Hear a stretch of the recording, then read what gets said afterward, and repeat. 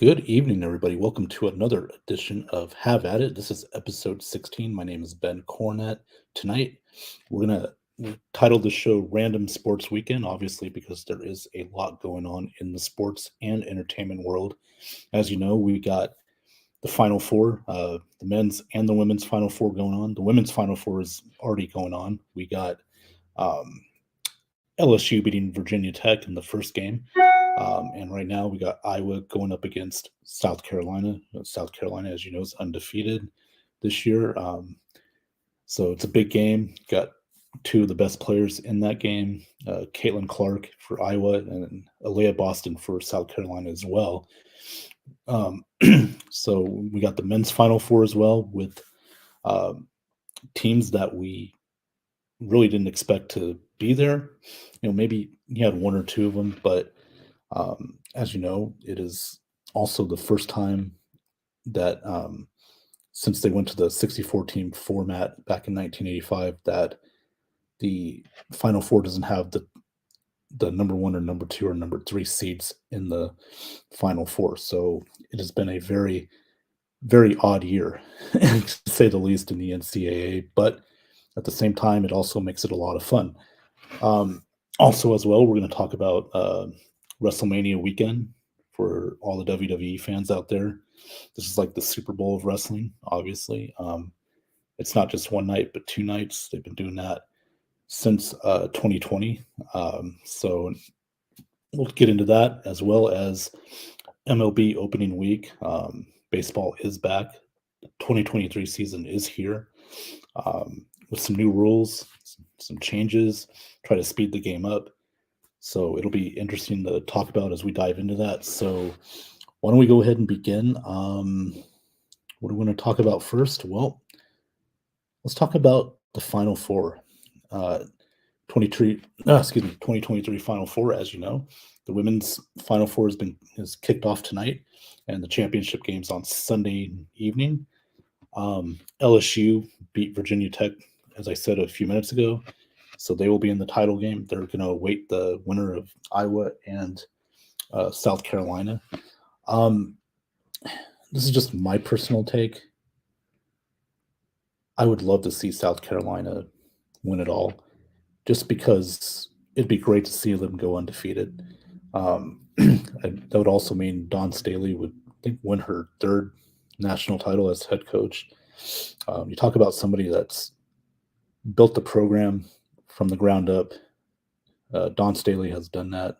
As you know, she's been a legend in women's basketball as well. She's done a lot of great things. She's from Philly, so she's very tough-minded. You could see that in all the teams that she's coached, and this year's no exception. They're undefeated. Alea Boston, one of the best players in the country, definitely a top 5 pick. Along going up against Iowa with Caitlin Clark, excuse me, one of the best shooters in women's college basketball. She's having a good game so far. It's going to be tough to stop both those players, but we'll see. Iowa's hanging in there with South Carolina. I don't know what the score is exactly. It is, last time I checked, it was 34-32 Iowa. If anybody can give me an update on that, I appreciate it. They're at halftime, so we'll see what happens in that game. It's a 38-37 Iowa. They just showed it on the TV. So they got a 1-point lead going into halftime. So it should be a very good second half. And we'll see who comes out on top. Like I said, I probably have a personal investment in it. I always like to see undefeated teams go undefeated. Quick story, when I was a little kid, as you know, I'm from Las Vegas. I'm a UNLV basketball fan. We've hit in some hard times the last several years, but back in 90-91, we had a UNLV team go 34-0, headed into the Final Four, and we lose to Duke, and that pretty much robbed me of my basketball childhood. I always wanted to see, UNLV go undefeated and win a national title, and that would have been their second national championship in a row. So my basketball dreams were fandom was shattered there. So, but I would love to see South Carolina do it. Nothing against Iowa. If Iowa beats them tonight, they play LSU, and hey, that's great. Nothing wrong with that. But it's just so cool because we rarely see teams win a championship undefeated. It's history if you think about it. So I have a little personal investment in it. Maybe you guys like to see somebody knock off an undefeated. That's always fun too. But for me, I think it's just great if a team can go undefeated and win a championship. It means you've made history. You're one of the best teams ever in your sport. So speaking of that, with the men's Final Four now, nobody's undefeated going in to Houston tomorrow night, as you know. Think about this. Did anybody have Florida Atlantic versus San Diego State in one game and UConn versus Miami in another? Now, maybe you had UConn in there, probably the most likely team out of the four to make the Final Four, obviously, because they're from the Big East. They've had a pretty good year. But the other three teams, San Diego State, don't get me wrong, being here in the Mountain West Conference in this part of the country, I see them a lot. Very good team. But again, I didn't expect them to get this far, but they did. So they're here. And then you got Florida Atlantic, number 9 seed in their East Regional. Again, nobody saw that coming. Now, Florida Atlantic was ranked earlier in the year, so it's not a shock that they would do good in the tournament, but I think to everybody, it was probably a shock that they're still playing right now. So that'll be interesting to see, as well as Miami. The Hurricanes, a lot of people said the ACC was really down this year. Not a very good conference, not as good as the other conferences like the Big Ten or the Big 12, which, oddly enough, the Big 12, Big 10 does not have any teams in the Final Four, nor did the Pac-12 or the SEC. But the Big East, the ACC, Conference USA, and the Mountain West did. That's become the norm in college basketball. And I say that, you wonder why those teams made it. Yes, sometimes you get on a roll, you play well. But we also got to remember that in this day and age in college basketball, with the one and dones, the NIL deals, the transfer portals, players can go from team to team now. Doesn't have to sit out a year. They can play right away.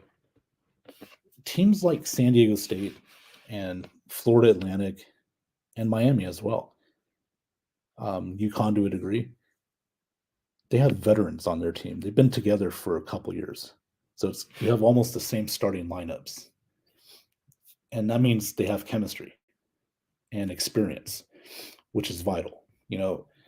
Duke was good this year. Kentucky, Kansas, I had as the national champion before the tournament started.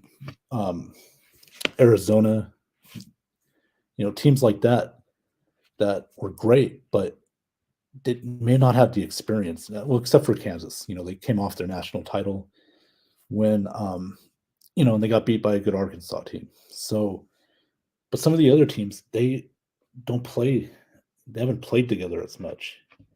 And I really thought that showed a lot in this NCAA tournament, that the teams that have been around, they've had their players, the seniors, the fifth-year seniors, juniors that have played together for at least a couple years. It showed, their experience showed in this tournament. They were able to beat some of the top, more talented teams in the field. So to me, that was the big theme for me this year. Where teams like San Diego State have a lot of seniors in their lineup. They're able to get this far because of their experience playing together for a while, the chemistry, and it paid off. They beat Alabama, the number 1 overall seed, and they beat Creighton. So those are two great teams that San Diego State beat. And as we dive into the games, We'll start out with the Florida Atlantic versus San Diego State game. That's the first game. It's going to tip off at 6:09 p.m. Eastern, 3:09 Pacific time.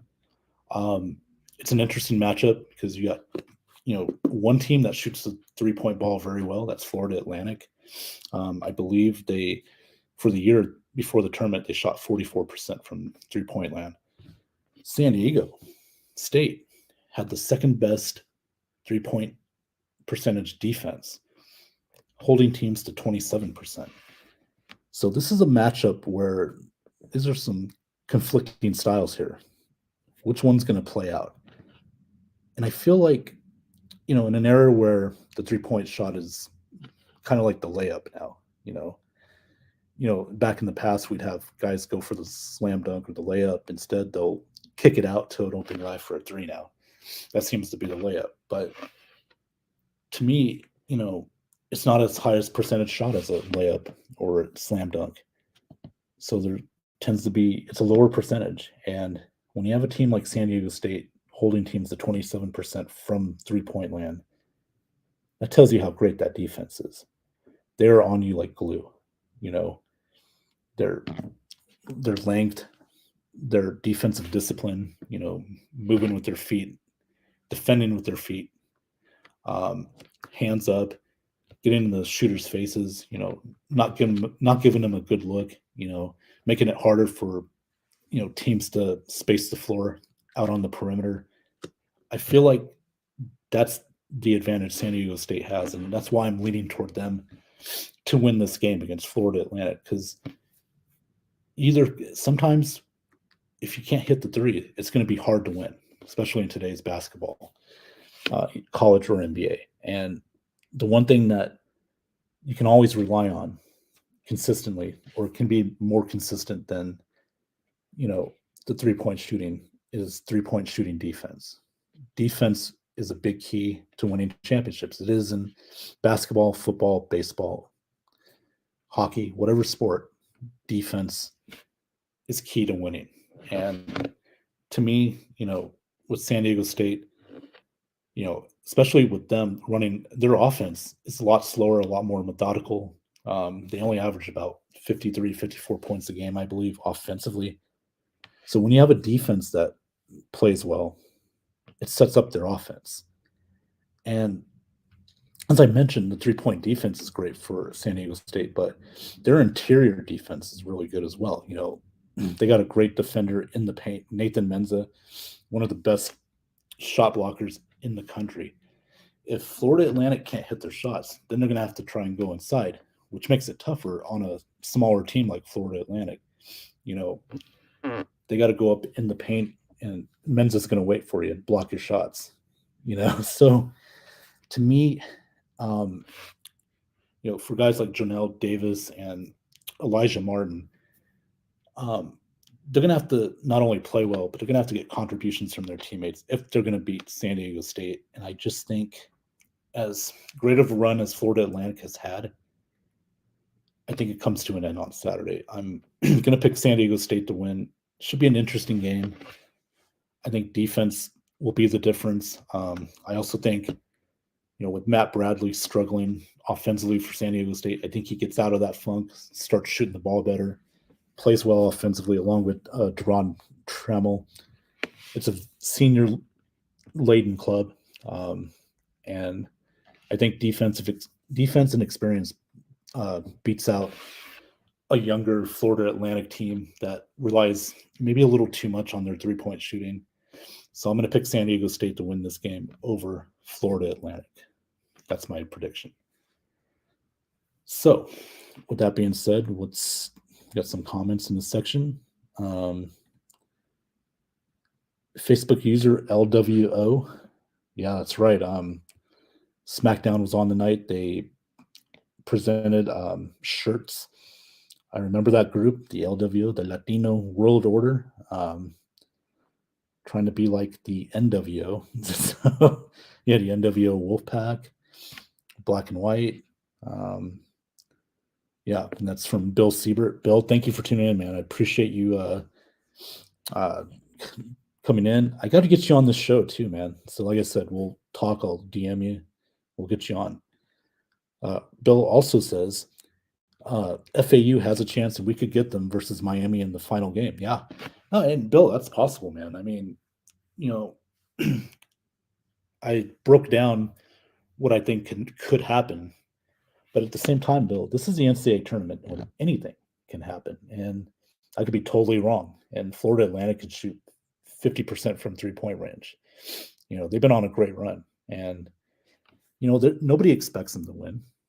And, you know, I feel like teams that aren't expected to win, they play a lot looser.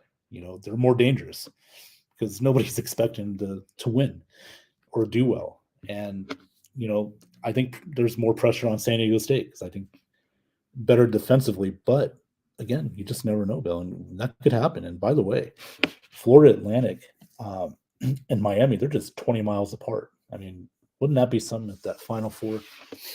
Florida Atlantic from, I believe it's Boca Raton, and Miami from Coral Gables. I mean, 20 miles apart. That'd be incredible. A national championship game decided by two teams that are, you know, downtown from each other. So it'd be pretty cool. It'd be pretty unique. I will say though that I am kind of rooting for San Diego State because San Diego is kind of like my second home. You know, I love that city. So I just want to see them. They've never won a world championship. They've never won a championship. So I feel like I got to root for those guys. You know, Miami Hurricanes, they've won national titles in football. UConn's won national titles in basketball. You know, yeah, Florida Atlantic hasn't won a national title or anything like that. Neither has San Diego State. So in that case, San Diego, I'm rooting for you. We'll see what happens. Bill also says, I loved the running Rebs back in the day. Oh, man. I could go on and on all night about UNLV. Now, I don't know how old you are, Bill, but I remember when UNLV, the Hardway 8, at Eddie Owens, Reggie Theus. I mean, those guys were incredible. As I grew up, 87 team may have been probably one of the best teams that never won a national title. Obviously, at Armand Gilliam, what a great player he was. So, you know, and obviously the team from the 90s, 1990, you know, Greg Anthony, Stacey Augmon, Larry Johnson, Anderson Hunt, Moses Scurry. I mean, I can go on and on, but what a team that was. That was my childhood right there. So, yeah, UNLV was great back in the day. I hope one day they can get this program back on track because it is a great basketball town. Obviously now, you know, we got the Golden Knights and Raiders. So, you know, it kind of makes up for it, but still, I'd love to see UNLV get back to where it was when I was younger. So, and Bill says, I did pick FDU to knock out Purdue. And Bill, you are absolutely right. And that's on record too. So everybody who says that, thanks. Oh, no, he didn't. He's just saying that. No, Bill Siebert said before that game, FDU would beat Purdue. He was right. Bill, you know your stuff, man. So Fairleigh Dickinson University, good for them, man. And that's another thing too. That was more on Purdue though. And I've said all year this team was not as good as advertised. Nothing against Fairleigh Dickinson. They deserved to win that game. They played their ass off. You know, their coach got a job at Iona because of that. Obviously, Rick Pitino went to St. John's.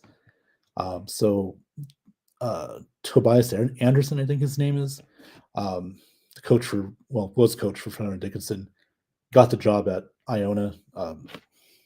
That's great, man. You know, stuff like that. When you do that, your team, a 16 seed or a 15 seed, beats a 1 or 2 seed, you're going to get noticed. And, you know, that phone call, I even said too, I posted, I believe a while back, that he's going to get a phone call. You know, somebody's going to scoop him up and hire him. And good for him. I'm glad he got to, you know, go up, you know, to the up a notch as far as, you know, mid majors.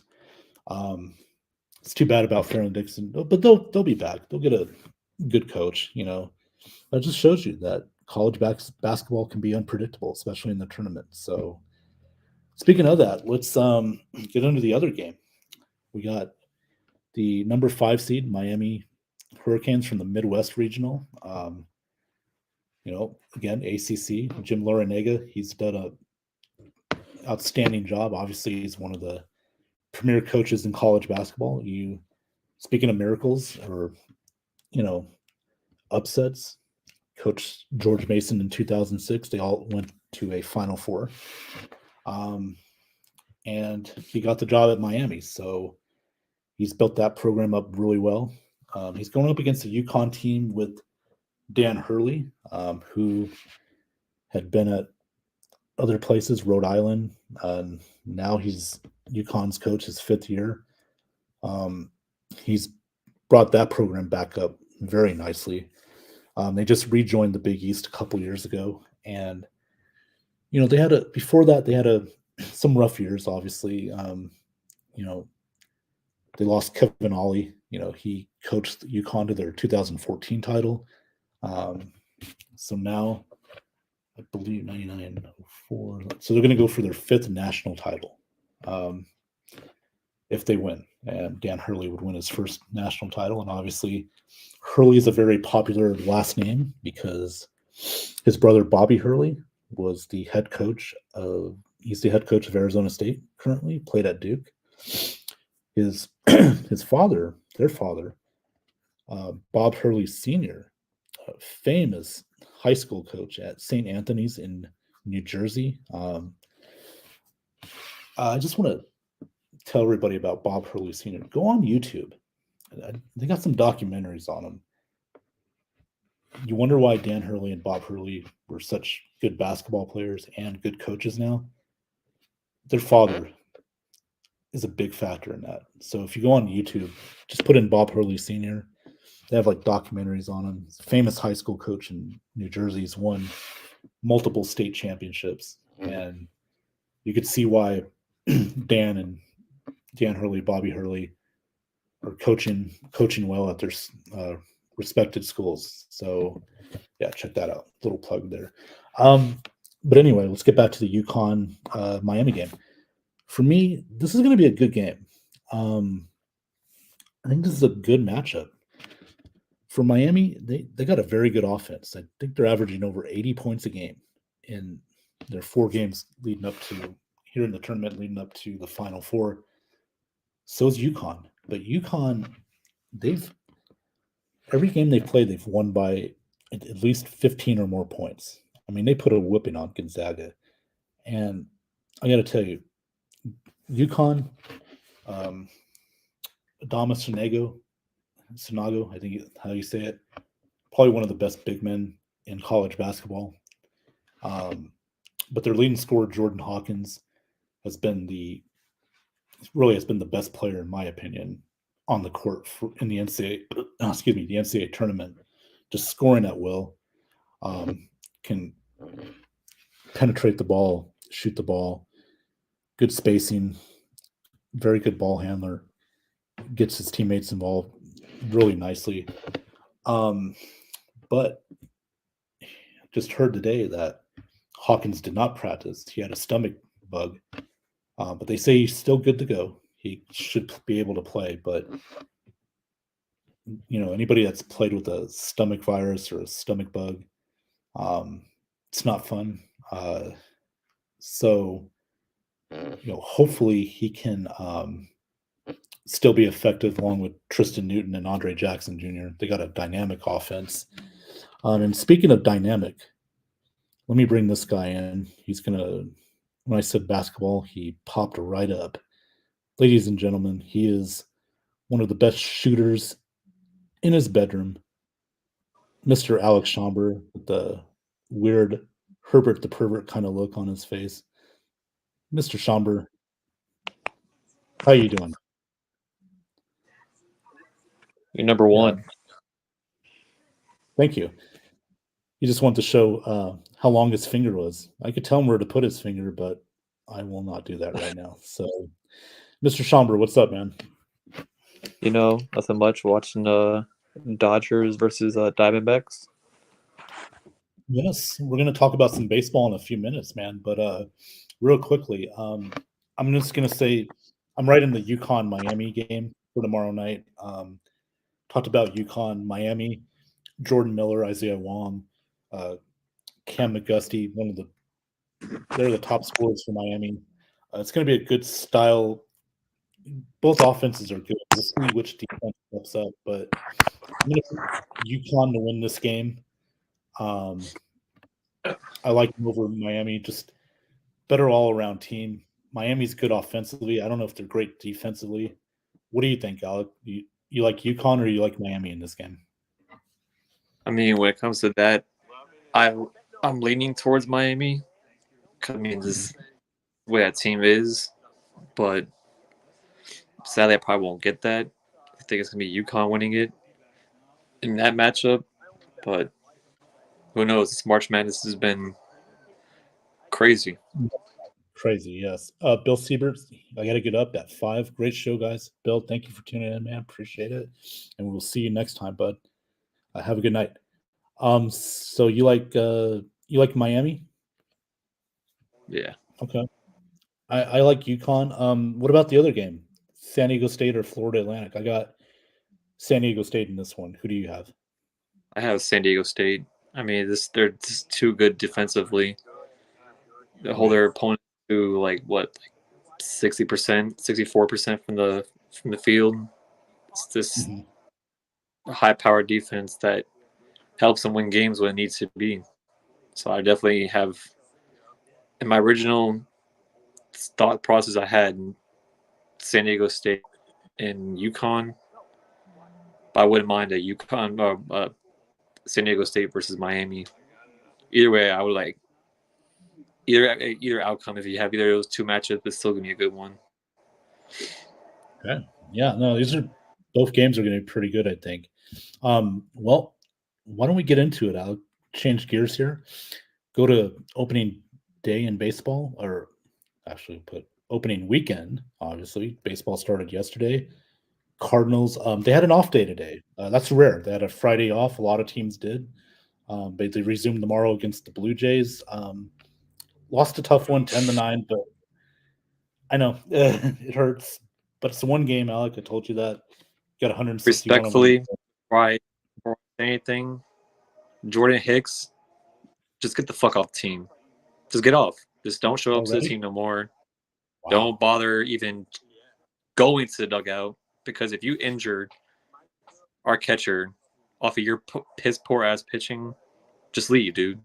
Just just hang up the cleats, go to Arizona or go to I don't know Colorado, like shit like that. Colorado. Just instantly off yesterday. It's like we already knew he was an inaccurate pitcher, and then you just target what they like. Who else we have a catcher? I mean, like it's this is stupid decisions that he just does not have a good thought process on. And then you got Helsley. I mean, this is like every time we had the lead, we blown the lead as soon as they get the ball back off of everybody not on the same page.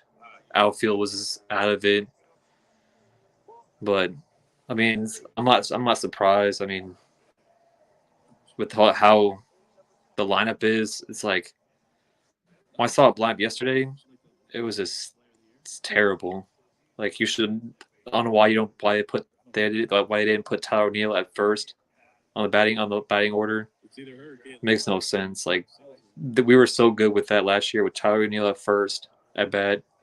Then we had Goldschmidt second at bat, and then Arenado third at bat, and then you just completely just throw that idea and throw it in the trash. And it's just why throw away something that's been working for you guys the last season just to go to a different route, just end up costing you guys when it mattered the most.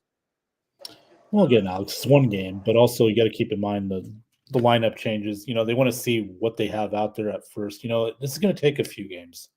Let's not. You opened up Oh, with a it's good team in Toronto. I mean, they're going to be good, but like I said, just 161 to go, man. playoffs. There's plenty of.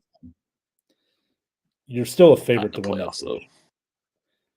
No, you're still a favorite to win that division. I don't. I mean, Milwaukee's okay. I don't see them. You know, doing anything big. Chicago is still rebuilding a little bit. What's that? Cubs are good. Have you seen the Cubs yesterday? No, not bad. But again, it's opening day. Let's not. Thing is, like I'm giving up. Like this year, it's like the NL Central is tougher than it was last year. Like usually, the Cubs are like a walk away, and you just kind of ignore it, just shrug it off, and then you have the Pirates, who am I kidding? The Pirates are just going to be the same Pirates they always are. Just same as the Reds. They're going to be the Red, same. I mean, Red. I mean, in my opinion, like I could see a different team winning the NL Central because what we're known to do is have like a bad start, a good middle, scratch and claw towards the end, and it's usually relies on the other teams in the division if they mess up, and then we capitalize on that.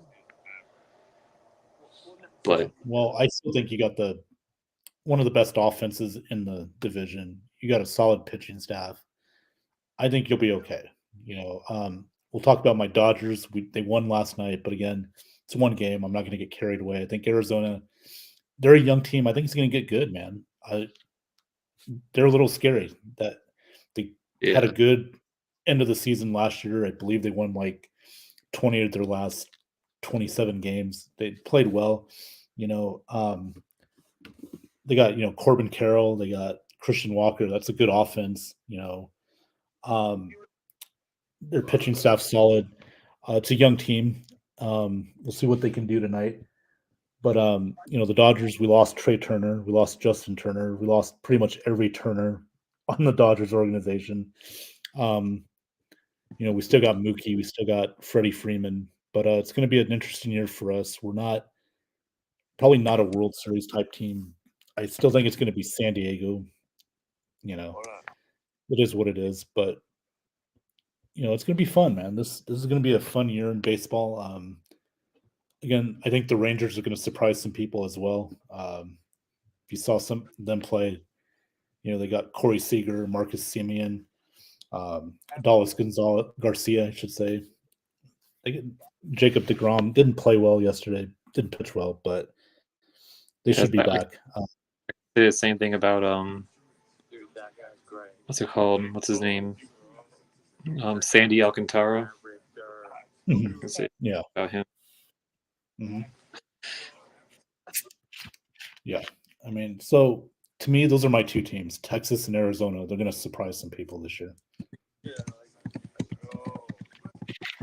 Oh. What are you typing now? No, I'm just messaging somebody real quick. Oh, okay. I'm just focused on everything for tomorrow, honestly. The big day tomorrow. Ooh, what do you got? What do you got going on? Tomorrow.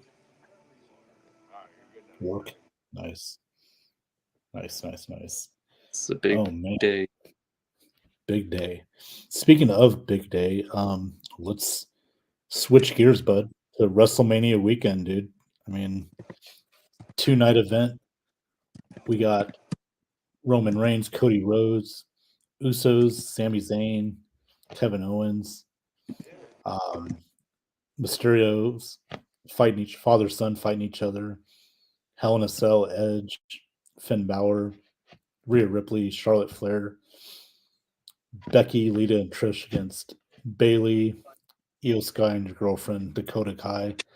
I mean, man, this is gonna be a fun 2 nights, man. What are you looking forward to the most for WrestleMania? I'm hoping for a good outcome, honestly. I mean, it's all I want. I know it's like a tall task to ask for, but I hope for the best, honestly. Okay, do you think Cody finally wins? Is he finally the guy to run? No? Oh, look at that. Not okay. Putting my faith in that. At first I was, but nope. That's a affirmative no. Affirmative, no. And look at this. Sorry, Van Cornet. No boring ball talk for me. Damn it. Okay, Johnny. You made it clear you don't like baseball. Come on now. We're gonna get him to be a fan, Alec. We're gonna try and get him to a Pirates game this year. He'll probably shred that ticket. Scott Thaler says, "Hi guys, good evening, Scott. How you doing? Your fellow Cardinals fans on here, Mr. Schomber. You said last night that he. Did you say he was the reason why the Cardinals lost? I don't know, Scott. No, If, that's definitely not what. Let us know. Jordan if, Hicks, bozo. Oh Freaking man, Jordan Hicks. No, that's not Jordan Walker. Jordan Hicks. Yeah, Jordan Hicks is a bozo. Jordan Walker's No. not. He actually had. Jordan Walker Yeah. is very talented, dude. That guy could be rookie of It's a the year great- right there. Yeah, he had Dude, a great for opening day. Great I'm opening day. jealous. I'm jealous, dude. That guy can play, man. I mean, you got a star right there in the making. Don't let that guy go because he's Yeah, he could be like the day they called him, said that they brought him up to the opening day roster was probably like top tier, probably the best days of my life. Oh yeah, he's always been a talented outfielder, man. He's developed really well, and I'm happy he's getting a chance to finally be called up, starting too. So, man, I expect good things from Mr. Jordan Walker. So, Yeah, because it's like, in my honest Mhm. opinion, all that, it's just I just hope that when it comes to the organization, they don't because you know how some teams will just like they'll sign a player, right? Theoretically, and they usually give up too early. Like Yeah, it's like I just hope that they don't like, because it could be one of those situations where they look at the matchups of the first month, because it's going to be a 1 month stint, because the most reason why he got was because certain players got the on the IL, which yeah. I take that as it's like a blessing in disguise, honestly. But Mhm. I just hope that they don't like judge him too early and say, oh, like, well, you haven't done this and that, you haven't done that and that.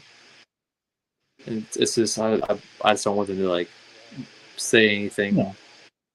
No, I think he's on a good team, dude. You got a good organization where you got a lot of good players already, so he's not going to get too much hype. Again, Jordan Walker's he's a gem, dude. I'm gonna watch that guy play a lot this year. And surprisingly, that Scott messaged me yesterday. Thought I was in California, in St. Louis. What?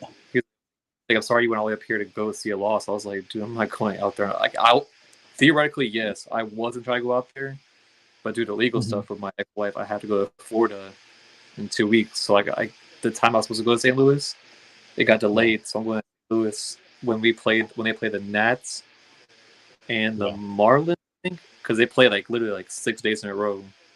So I was looking at match. I was like what's a good series that they have like back-to-back home series fans? Yeah. And that was like the best option. So we're going to all 6 games, and then hopefully I can get a Jordan Walker jersey by the time I'm there. That's like one of the a new Goldschmidt jersey and a Jordan Walker jersey, like my top ones. Yeah. To go. I just want to be at Busch Stadium already. That's like one of the best ballparks in the world. Nice. Yes. I mean, not as good as Dodger Stadium, but yeah, it's close. It's pretty nice. Hey, look who's here. Dan Campbell is here. He's like, hey guys, where's Alex Loosemore at? Well, he's on the NFL edition, dude. Or Restoring the War on Tuesday nights, man. That's where you'll find him. You might find him on here every once in a while, but we'll let him know you chimed in and stuff. So I think my comment, favorite rookie year candidate is the shortstop from the Yankees, Volpe. Dude, he's got speed. Oh, okay. He's like that Yeah. best short I've seen them have. I mean, Mhm. Jesus. Right now I'm Yeah. watching the Dodgers. Just, I don't know. It's like, I'm not sure if you as a fan are feeling it, but it's like, I'm not seeing that like same. Like, I mean, obviously I saw the first day, but it's like I'm not seeing that same Dodgers offense. No, because again, they lost, Bellinger, they lost Trey Turner. I mean, they lost a lot of their offense. And I know Bellinger wasn't playing great. He's with the Cubs now, but you know, it is a different looking lineup. We still got Betts, we still got Freddie Freeman, Max Muncy. They're still going to contribute a little bit, but yeah, it is going to look a little different. So we'll see how they do. It's still a I playoff team, but I don't think it's a World Series team. Yeah, I just see that team like I still like it's a toss up honestly. Like I Mhm. know I joked about it last time saying like I can see the Padres win a division, but it's just like even them, it's just like they shoot themselves in the foot. Like Blake Snell, like yeah, he Yeah. had like the I don't know if this is just me, but like I feel like the pitch clock is helping more of the pitcher than the batter. Because you had like three pitchers that have like 10K performances Yeah. yesterday. I'm like, Oh yeah. you have, And well, you have speaking of Garrett that, Cole, Cy Young winner out there, and yeah, you got Blake Snell, Cy Young winner out there. And it's right. And just also, who was it? For Boston, he was one of the guys. If you don't get in the batter's box by 8 seconds, that's a strike.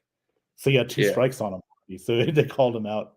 So that's one of the rule changes too. And a lot of the games, Alec, were under 3 hours. So it's definitely yeah, so far it's helped speed the game up a little bit. I know it's just one yeah. day, but I heard that my friend went to Bush yesterday. He said he left his mhm, seat to go get something for the concession stand, and yeah, then came back. It was middle of the inning. He was like, yeah. it's Well, terrible. again, they want to speed the game up. I mean, but me and you, we've always been baseball fans, so it doesn't matter. But for casuals who don't watch as much, Johnny Dean, so they want the game to just speed up, and that's I don't good. like the clock, but it's just Yeah, like I think they mostly made it effective ever since last year. I think it was the Yankees that played where they had like it was like 15 innings. It was like yeah, they were like 12 in the morning. It's like I feel like they're trying to like, eliminate that factor because yeah. then that I is situations where the game gets still postponed for the next day if it goes longer. I feel yeah. like they're using those situations, but like they should have more time on that pitch clock because that's just too Then little the bit of time. 20 seconds. Um, I mean, for some pitchers, warm that's up. what I was saying. Some of them they like to go slow and methodical. Like other pitchers like to go fast. They like to speed it up a little bit. So for them, for the faster pitchers, that's fine. They don't. It's not going to bother them. But for the slower pitchers, I know Clayton Kershaw, he likes to take his time. And the pitchers now he's going to have to rush a little bit. It's going to change his routine. So we'll see how he does. He's starting tomorrow night. So I'm curious to see how a pitcher like Clayton Kershaw does. So with this new pitch count, but yeah, it so far. I mean, it's worked. As far as getting the games done quicker, but we'll see what happens. What was this one say? I guess Alec will have to go to Dick's when he is here. Yeah, it's Dick's Sporting Goods. Yeah, it's a good store, by the way. Got a lot of good stuff. Scott also says the Cardinals will run out of catchers if Hicks doesn't slow down his pitches. Yeah, I agree. You agree with that Yeah, one, right? because it's Yeah. like it was people could say, "Oh my god, it was unintentional or something like that," and it was no. Dude's been inaccurate his whole career with us, and it's just like why do that? Like why listen to? Because Contreras had a great game yesterday. He was getting Yeah. the plays, like fast reaction, like Yachty had. I mean, it's not better than Yachty because it's like in two different categories, but it's just like Yeah. that's just gonna hurt us in the long run.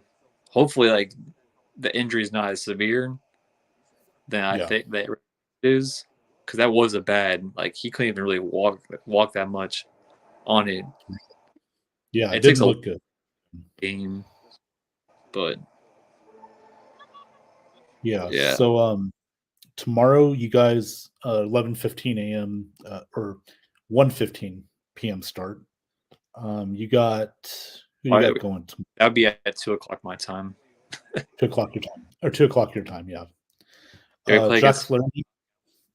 pitch. Yeah, we bat against Gaussman.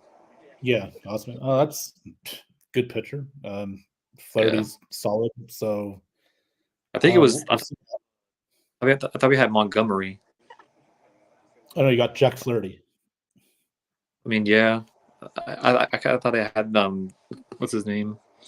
Thought they would have had him at pitcher. Jordan Montgomery's going Sunday. I mean, yeah. I mean, Flaherty's like, he should have been like, if they're gonna have on the opening day roster, and they were gonna have Wainwright, which painful injury that kind of hurts a little bit on opening day. But like, if you're gonna like, if I was a manager and had to choose between anybody to start on opening day, I would have chose Flaherty. Like Michaelis, yeah, he's good. He's not great. He has his moments. Yeah. I mean, he can't get the Ks when need be. Not saying he's a bad pitcher. Not saying it at all. It's just starting wise. You expect more out of him with strikes and stuff like that. Like, because even in the playoffs last year, in the wild card, that was the same pitcher we had on the mound, if I'm not mistaken, that costed some runs. Okay. And then I'm glad we got rid of Reyes, though, because that pitcher was terrible. I know you remember that game, Cardinals and Dodgers, and Reyes fucked up, and then got to go ahead and run in. Yeah, I still have PTSD from that day, because it's like we could have had that win, but Reyes screwed that one up. It was so bad. Real quick update. I was up 67-62 on South Carolina in the second semifinal of the women's national title game. I just want somebody to stop. I want a different team in like the final and the championship. I don't want to see South Carolina go again. It's like seeing UConn women's go every single year. Yeah, I mean, South Carolina's undefeated though. I kind of want to see an undefeated season. That's just me though. So I know what you're saying. Though. You like to see somebody new do it, and especially Caitlin Clark is great. But we know with UConn, if Beckers wasn't hurt, UConn would have been up there. Oh, absolutely, Paige Beckers. She's really talented, dude. I can't wait to see her back on the court. And she's had injury problems through her career. Hopefully she can get over that, and because she would have made a big difference for UConn this year. I agree with that. So there is 6 minutes to go. It's still 67-64. Iowa over South Carolina. So we'll see what happens there, man. Well, what we're going to do is we're going to get on out of here. We're going to wrap this one up, but I want to thank everybody tonight for attending Have At It, episode 16. It's been a fun show, getting you ready for the Final Four, WrestleMania, and Major League Baseball. I want to thank my good friend here, Mr. Alex Schomber, for stopping by. Where can we find you, Mr. Schomber? And don't pull a Johnny Dean with your pink flute there. Supposed to be on yesterday, but I know they canceled the show. I was going to be watching baseball. But yeah, you can find me on Thursdays on NFL Edition at 9 p.m. Eastern. You can find me on Have At It occasionally. Won't be on here next week because I work the weekend. Boo. And boo that man. Calm down. And that's about it. I mean, usually Ben has a pop-up show on Saturdays. I mean, he has a show tomorrow for the WrestleMania pregame show. No, I don't. You too busy tomorrow. Well, yeah. We'll probably do one about I would say maybe Tuesday. We'll try for Tuesday for Face the Heels. Monday night, I'm not going to be available. So, yeah. But we will do a Face the Heels episode 8 this week. So I'll let you know. I'll give you all the details. And that is Mr. Alex Schomburg there, everybody. And my name's Ben Cornett. Alex, number one fan, says, Alec, good luck in court. Well, we appreciate that. In court. Alec, Oh, well, it's not that. It's just signing papers. That's all it is. Yeah, that's all it no is. big deal. Alec will be fine. He won't be in jail, so he'll still be here with us. So. Be in jail. Would you like to get a phone call from Osceola County Corrections Facility? Oh no! Wait, hold on a sec. No, I don't accept. Sorry. I don't blame you. Nowadays, it's pretty expensive to answer those phone calls. Have you seen the prisons in Florida, man? Yeah, you don't want to land up in. Wait a second. Paul Scott is here. Wait 1 second. Paul Scott's here. Uh-oh. Oh, snap. Wait a second. Let me find it. Oh, snap. If you're looking for your rubber doll, your flashlight. No. We don't need to see that on this. Oh, fudge. Ladies and gentlemen, I knew it. I knew Alec would come out of the closet eventually. So find it. I definitely. Wait a second. Let me find this. Dude, what is Alec? There's no way. Wait a second. Whatever happens on live TV can happen anytime. Here you go, Scott. Let me. You gonna whip it out? What? Oh no, he's not. Hitting a home run tomorrow. He's hitting one. Arenado, look at that. Nice Cardinal. Tomorrow. I'm calling it. Gausman's gonna be pissed when you see Arenado hit a fucking nuke. The way he was supposed to yesterday. That's my goal, no matter what. I said okay. He said okay. A-okay, Mr. Taylor. And like Alex said, anything and everything can and will happen on live TV. So absolutely. Don't worry, by Monday this will all be gone. This will all be gone. Oh, you're gonna shave it all off? Short hair season, springtime. Oh, nice. Get a little buzz cut. A little buzz cut on the beach buzz, right? Oh, it's not gonna be that short. It's not gonna be that short. Oh, I see your boys on the mound. Carrot top. Yeah, Mr. Dustin May. Yeah, dude, I like it, man. I like that carrot top look. You know, an intimidating looking pitcher out there. You know. Yeah. I mean, is the facial hat going too? Yeah. Is the facial hat going too? Huh? What's the facial hat? 5 o'clock show? Nope. Keeping it until I go to Florida.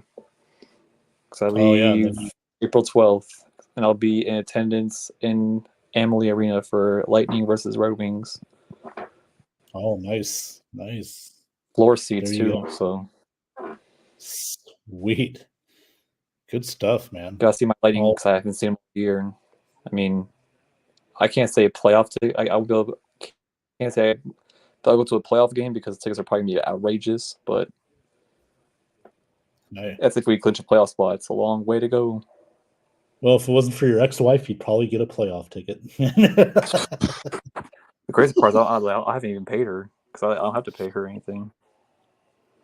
So God bless you. It's a blessing on its own. There it is. There you go, guys. Marriage advice from Alex Schomburg. Next episode of Have At It, episode 17. Marriage advice. Stay tuned. All right. Well, everybody, we are going to take off. Great to have you on tonight, Alec. Thank you, everybody, for joining in tonight. We will see you. We will say cacao, Alex Schomburg. Cacao. Nice. Boom. Everybody, we will take off. We will see you next time here on Have At It. Have a great weekend, and we will see you later.